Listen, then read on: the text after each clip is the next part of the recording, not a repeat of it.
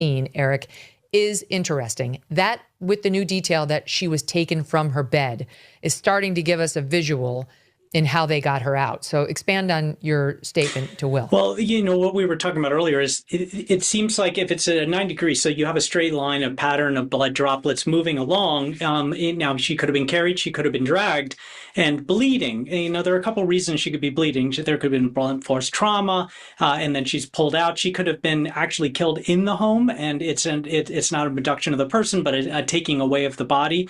Or something could have happened in the home, an altercation, and they decided we need to get her out. We need to go.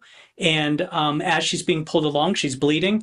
When you're 84 years old, if you're grabbed roughly, that skin can tear a lot easier than when you're much younger.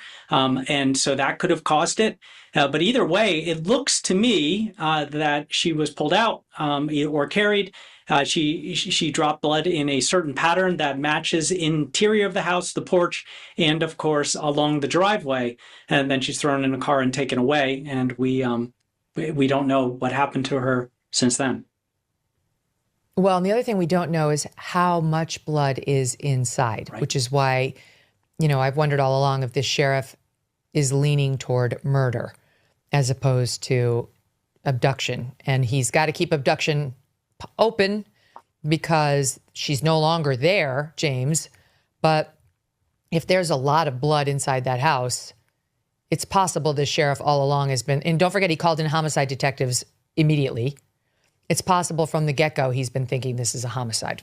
Yeah, and you're right. And he also might have told her, or told Savannah she was taken from her bed because that's where a large deposit of the blood was. That would make complete sense of the video we're now seeing. But why take the body? This case, just the more you look at it, the less and less it makes any sense. Why take her body? If she died, in the bed or right there was a struggle. What if she fought, James? Yeah. And then she's got the perpetrator's DNA under her fingertips. Yeah, it's possible. Again, there had to have been a reason. I try not too much to get in the head of these people because, you drive yourself crazy.